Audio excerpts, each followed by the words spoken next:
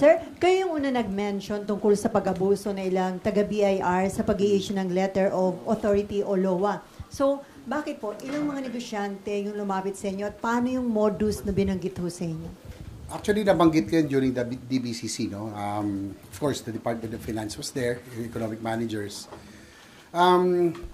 Took advantage already yung nanandun sila dahil marami na tayong mga complaints, mga nakakausap natin mga local businessmen.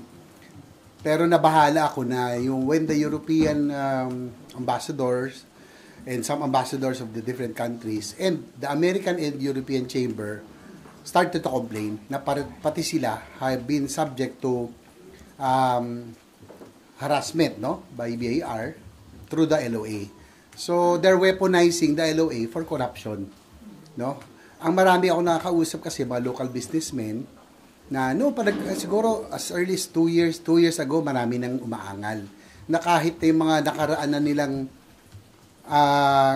fiscal years, no, sa kanilang mga negosyo na cleared na through LOA binubuksan ulit, no? So sa akin, I don't mind na it's a revenue generating.